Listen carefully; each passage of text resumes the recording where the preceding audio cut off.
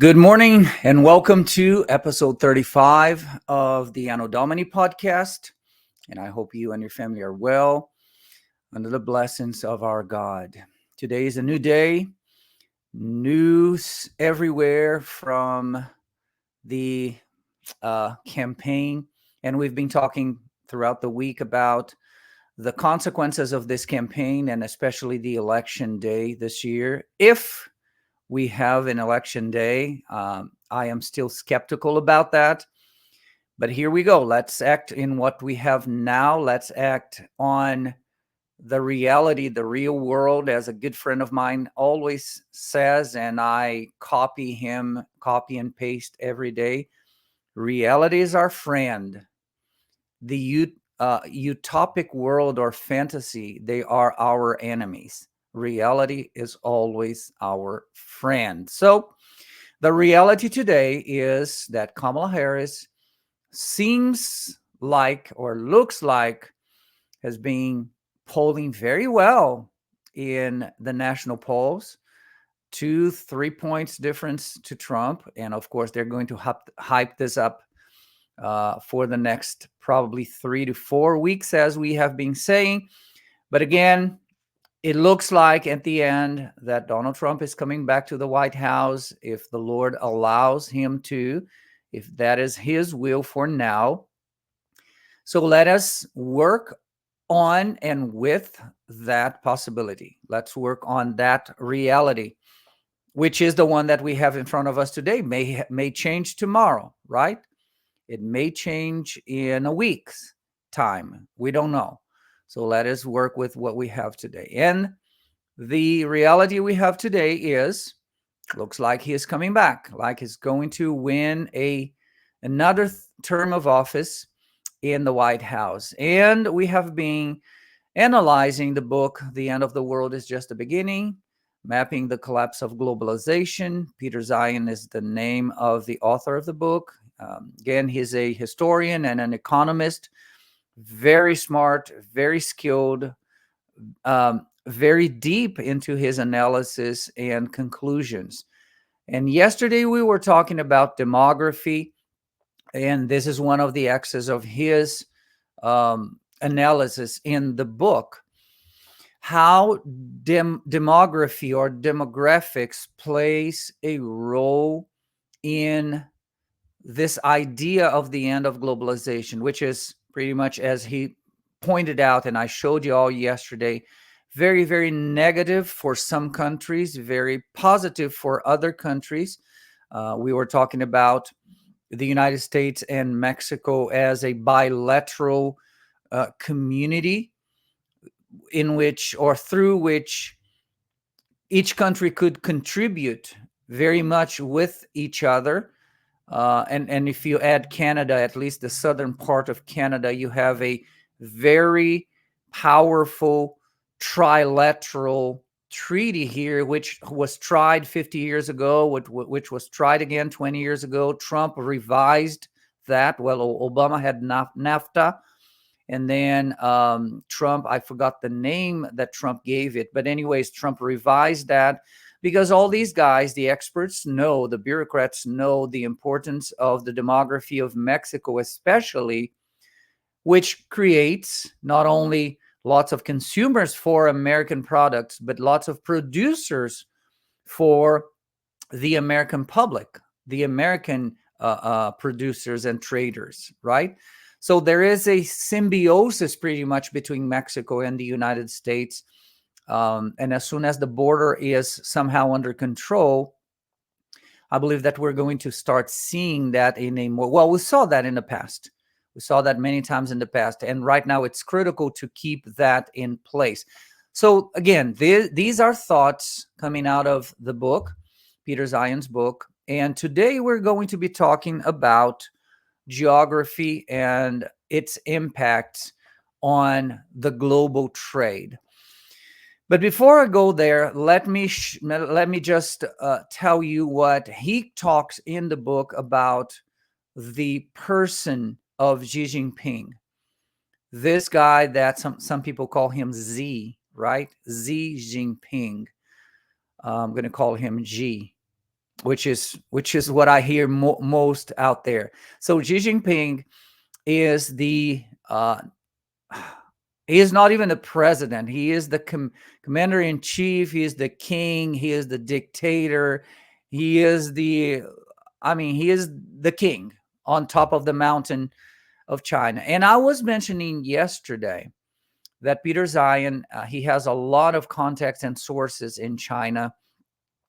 And in the book, he dedicates a chapter to talk about that, how Xi Jinping has been isolated from the reality of the world because he started killing and executing, or at least sending to jail, those people who would tell him what he would not like to listen.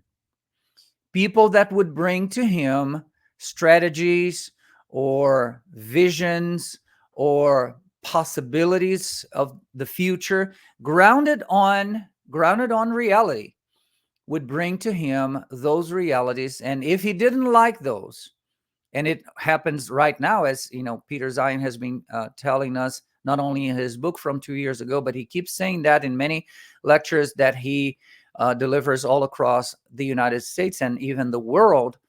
He says, whoever brings to him something he does not enjoy, something that he does not want to listen, he just does away with the people. That person will go away to jail or executed, like plain and simple. So because of that, because of his isolation, he is not on par of what is going on in the world today, at least not in the real world. And one of the examples that Peter Zion brings us is that stupid balloon. Do you remember that? Last year, when this massive, it was a surveillance apparatus, it was a surveillance device. Everybody knew about that. And what Peter Zion tells us the story was, and this story comes from his sources in the United States military. He tells us the story that Biden was advised by some military brasses to destroy the thing. Everybody was saying, even the citizens, shoot this thing down. Shoot this thing down. But some generals told President Biden, don't do that. This is just a surveillance balloon. Yes, they're going to see what we have in some silos. They're going to see where we have missile launch pads or locations. And again, they're not going to see anything, just the location of them. Allow them to do that. But we, as the United States of America, we're going to put a helicopter just below the balloon, and we're going to put a drone, unmanned drone, on top of the balloon, and we are going to crisscross or cross-reference information. We're going to absorb every single bit of information we can from this device that is connected to a satellite. We will know which satellite this thing is connected to. We will know where this thing came from. We will know exactly what they wanted to know from this device floating on top of nine, if I'm not mistaken. It floated over 9 states, starting in Washington, Canada, Washington, D.C., Washington State, and all the way to North Carolina when they finally shot it down. So they were able to grasp a lot of information, they meaning the military. And when they shot it down at the coast, outside of the coast of North Carolina, finally, which was a shame to many Americans, it was to me, but according to what Peter Zion says, it says, well, my sources in the military said, well, now we know much more than we did know before this balloon just flew and floated on top of our country, right? And the thing about Xi Jinping here is the military generals, and later on we knew that his military generals did not tell him that had happened. He was in the dark. He did not even know that The generals had his military had put a balloon to float across the United States of America. They just told him when it was shot down. So what Peter Zion brings to our attention is, and again, he was focusing on the understanding his analysis, very academic and rational analysis, that China is not going to exist as a Chinese power, superpower, as a global power in 5 years, in 10 years. And one of the reasons we saw yesterday was the very, very low fertility rate and the aging groups. They don't have population to replace those who are aging out.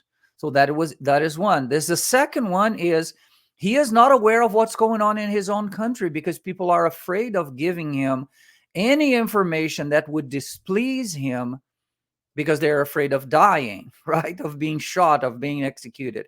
So the story of this balloon is very critical for this understanding and for this analysis that Peter Zion does about China. Another thing that is going on in China right now, and we have the corroboration to that information coming from other sources. For example, Pastor Bob Fu, China AIDS president, right here in Midland, Texas.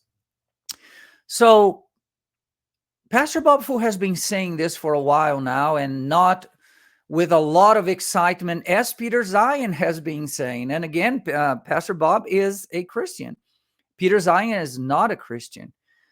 But both of them are saying something, have been saying something about China. They're saying Christianity is going to overtake China very soon.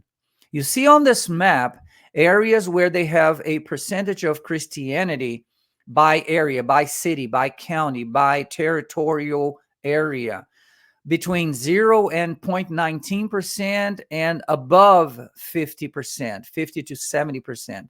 So you see that there are Christians in China right now, pretty much all across the country. This is a map, if I am not mistaken. Let me check it here. I cannot read it. It's very small, but it looks like it is a very recent map. So you see Christianity growing as a very strong force in China, which means that wherever Christianity arrives, there comes the population gets to a certain level of freedom, social freedoms, religious freedoms, rights come back to the plate. So China is not going to be a dictatorship for long. And it brings to my mind, of course, the word of God, Daniel chapter 2, verses, if I'm not mistaken, 23, 24 says that God is the one that removes kings and he is the one that establishes kings. We know from the book of Romans chapter 13 that no authority are or is in position of authority without being put there by God himself. But there is an end to every single one of the authorities. We remember the king of Babylon, Nebuchadnezzar. He was the king back then. He had a dream. You remember the statue of that he had, the vision or the dream he had, and Daniel had the interpretation by the Holy Spirit. And the head of the state was made of gold. It was related to his kingdom. And all of a sudden, his kingdom falls. His kingdom falls, and then there comes the Medo-Persians, and their kingdom fell. And then there comes the Greek Empire, and they fall. And there comes the Romans, and they fall, meaning that God does not allow ever, never did in history. The Lord never allowed a kingdom or an empire, a dictatorship, or even a free country to reign and exist forever and ever, right? So China's days as a communist dictatorship, according to several sources, are ending. And because the gospel is now reaching China in a very powerful way. We know that because of persecution. Persecution always makes the church explode. As somebody said in the past, a long time ago, second century, I forgot the name of our brother there, second century, the year was 234, I think. He said, the blood of the martyrs is the growth of the church, or we say in Brazil, the fertilizer of the church. Every single time you have heavy persecution in a country, the church just explodes. I mean, Christian persecution, right? Persecution against Christians, against the gospel of Jesus Christ, against the gospel of the life in the Lamb that was slain before the foundation of the world. You have an explosion of that gospel. We saw that many times in many countries of the world. This is happening as we speak in China. Right now, this is happening there. This is another very important point in this equation of geopolitical changes across the globe, and Christianity is once again playing a very important role. And if globalization is on the verge of ending, it means that somehow that is going also to influence China as a country to that direction or to that purpose, goal. Another area that Peter Zion points out in his book is international trade. And here I'm not going to go to a deep dive because he does in the book. I'm going to go very superficially here because there's a lot to be talked about this here. So one of the things that that he said that one of the things that is coming to an end by the end of this decade is that understanding that we're going to have a green world. You know, the Green New Deal and the green cars and the green economy and the green, everything is green today. He said, well, this is coming to an end by the end of this decade. Because take a look at this map, and he shows the concentration of materials for green energy production on the planet. You see that all the arrows go toward the United States, coming from South America, coming from Africa, coming from Papua New Guinea, coming from Indonesia, coming from New Zealand, coming from Asia, coming from China and Russia. So what are those materials, raw materials that the United States work with the green energy?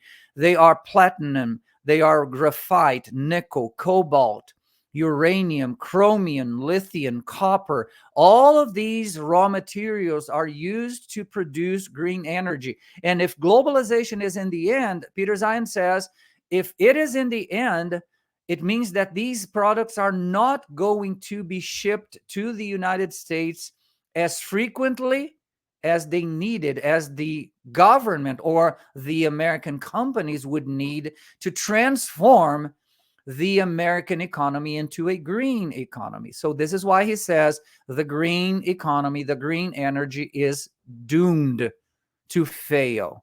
And it's going to end by the end of this decade, or at least, or to the beginning of the next decade, between 2030 and 2035.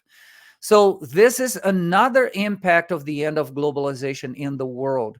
The transfer of goods, the transportation and distribution of raw materials, for example, for green energy, is going to end.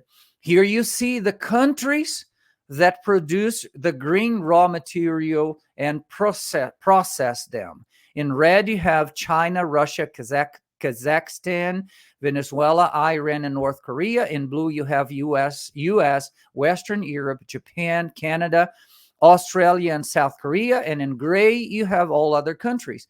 And you see the production in percentages here for each one of the green raw materials, how much each one country produces in green raw materials: graphite, titanium, silicone, solar panels, and going on and so on and so forth, nickel, zinc, palladium, copper. So that is the production. And when globalization ends, when the United States of America starts looking at herself again, as it's proposed by Trump, make America great again, America first. We're not going to be feeding the world or giving money to the world in order to bring their goods to our country. We are going to reestablish and recreate our manufacturing plants in the United States of America. Of course, this is not going to happen overnight. It's going to take time. But Trump is saying that between 15 and 20 years, we are going to have our industrial park at place again, meaning that all of those products will be, at least some of them, will be made right here in the United States of America, without any more necessity to import them from Russia, from China, from Venezuela, from Western Europe, from Japan, and so on and so forth. So with the end of the globalization, the production of green raw material and the processing of those goods is coming to an end, which Peter Zion says that the iPhone 15 will probably the last one, the last edition of the iPhone. Why? Because he says, well, 91% of the raw materials coming of the iPhone 15 comes from China. And if the Chinese are isolated from the world right now by the end of globalization, meaning by the withdrawal of the American country, of the United States of America, out of world global trade, China is going to be isolated and is going to suffer badly, as did Russia 70 years ago, right?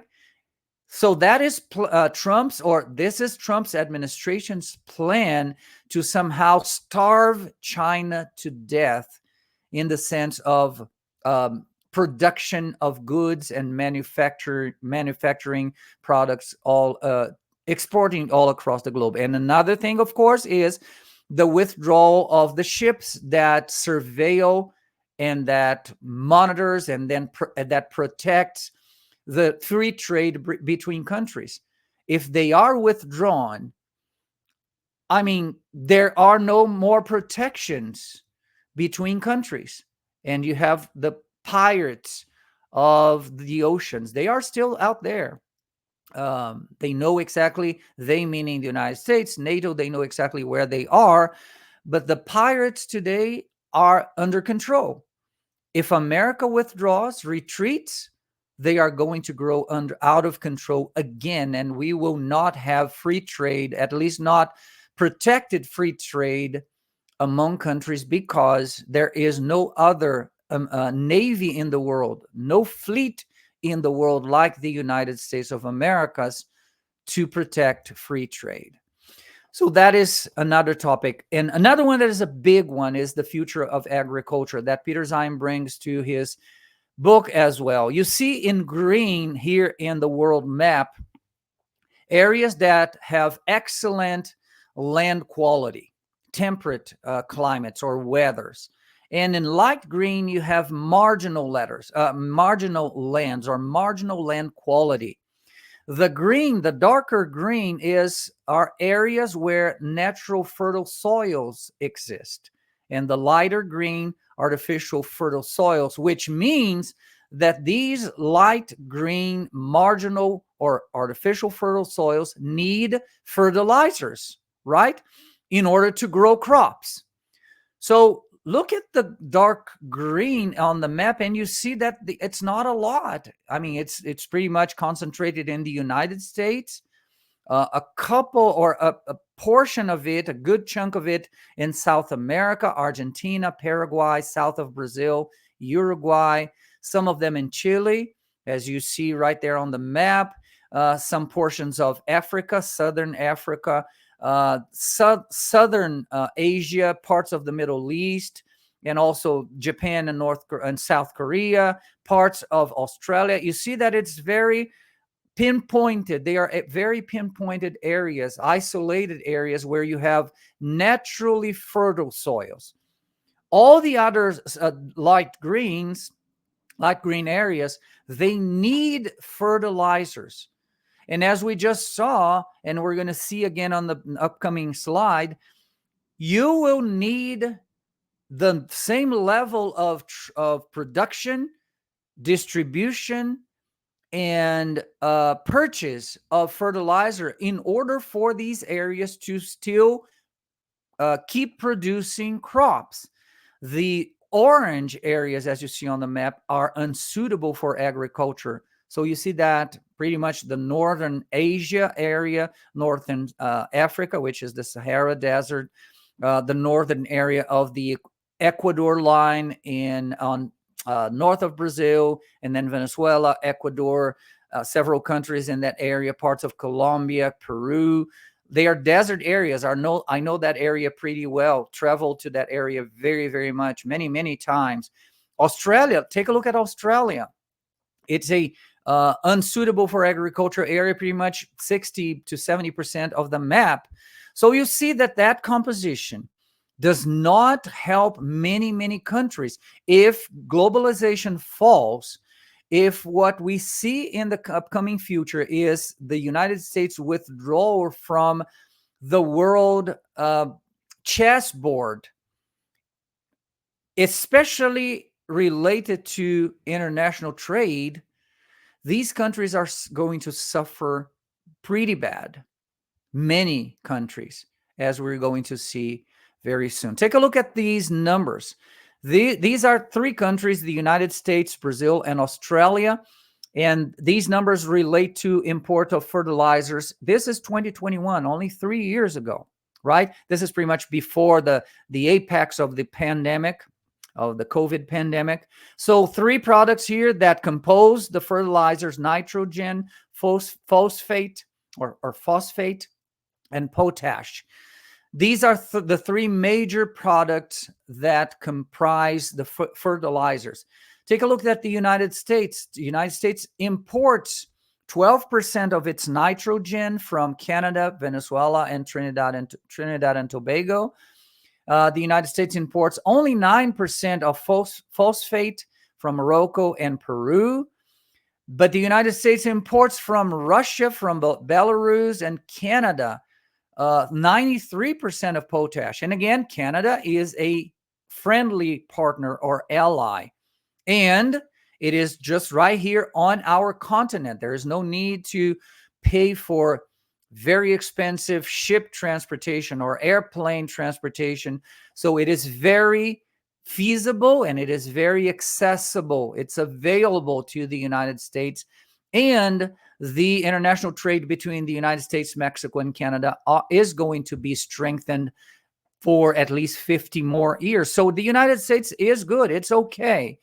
Most of all because, as Peter Zeihan says, the United States has land routes directly to Canada and directly to Mexico. So all they need is to grow the infrastructure, and then the 3 countries will be somehow okay. But another thing that Peter Zeihan highlights in his book is that, and I did not know that until I read the book, he said that the United States of America alone has 75, 3/4 of the navigable waters of the world. Think about the Mississippi River alone that crisscrosses north and south of the United States.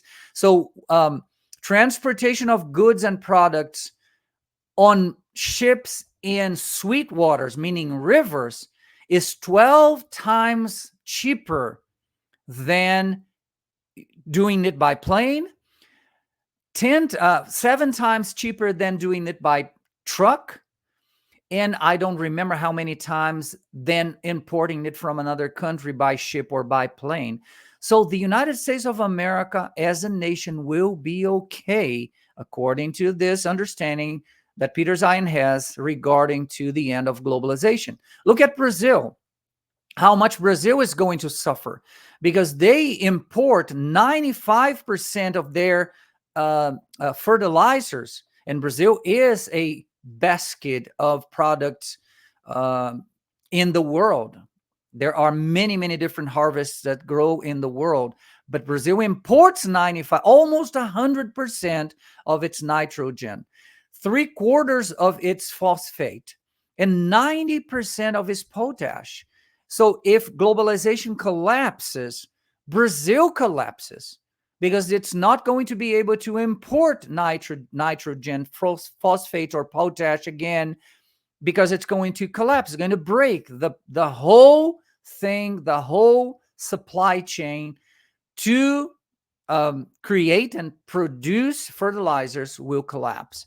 Look at Australia. Australia is also going to suffer very much, meaning that they are not going to be able to produce a lot in the areas where the soil is artificially has an artificial good quality produced by the fertilizers. If there is no fertilizer, you don't have good soil. If you don't have good soil, you don't have food, you don't have the harvests, right? So this is very, very critical here.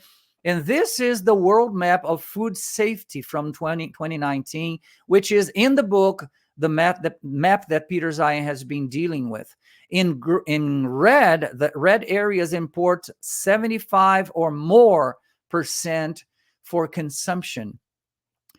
People that consume food more than 75%, meaning it's not produced in the country, it is brought from somewhere else. And in the blue, the countries that produces and exports 35% or more of their production, which means that when you look at this map of food safety across the globe, as Peter Zeihan highlights in his book, if there is a collapse of the global food supply by the withdrawing of the United States of America of the international trade system and the US dollar as the most important currency in the globe, and if the Coast Guard of the world, meaning the Navy, withdraws and retreats and allows pirates to interfere with international trades, especially by ship on the oceans of the world, what happens is that all of these countries marked in X, this black X, are going to be severely punished. Look at Africa. In Africa, those X's or those countries are the ones that consume a lot and produces almost nothing, meaning that these countries import a lot. So when you see this, probably according to Peter Zeihan, that is the prediction he has, that in 20 to 30 years, by 2040, between 2040 and 2050, we are going to have approximately 1 billion people dead by starvation in these countries. You see how the world can change dramatically, how the world can change drastically if what he has been writing about, and again, he is not alone in this perspective. There are others also corroborating his mindset or his academic analysis. If this happens, we are going to have a catastrophe across the globe. And what is it that it may happen? We are talking about the end of globalization. We're talking about the end of free trade and free transfer of goods between nations. And here we're talking about food, pretty much about the fertilizers that will grow food in areas that the soil is not naturally fertile, right?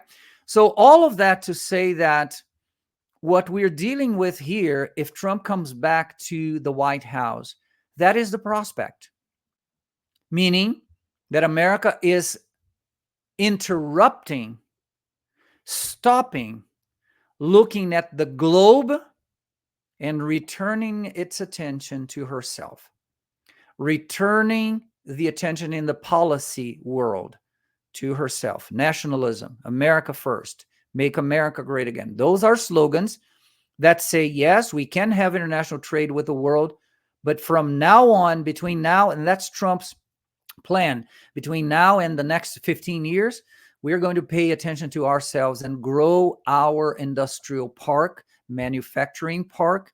Yes, we can send money to the world. Yes, we can exchange goods with the world, but that is not going to be a priority anymore.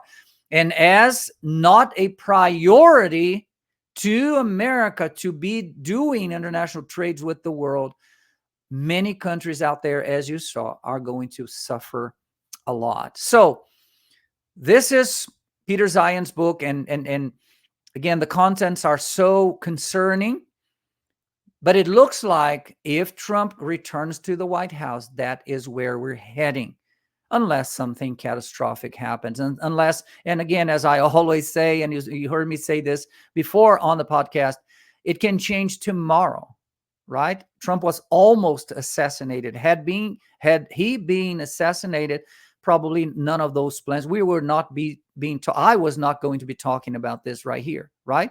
Because there's no Trump coming back or the possibility of him returning to the White House anymore. So things can change like this. At the end of the day, our Lord is sovereign across all the affairs of man. God is sovereign across all the affairs of nations, and he knows exactly what's coming. All we need to be is to do and to be the place we need to be is grabbing on his feet, by his feet, submitted to his will, and allow him to guide us into these conflictuous, very tumultuous times that we have ahead of us. May the Lord bless you. And tomorrow morning, I'm going to wrap up this week's series on what happens if Trump goes back to the White House. So I hope you can follow us tomorrow for episode 36 of the Anno Domini podcast. Hope to see you there. God bless you. Bye-bye.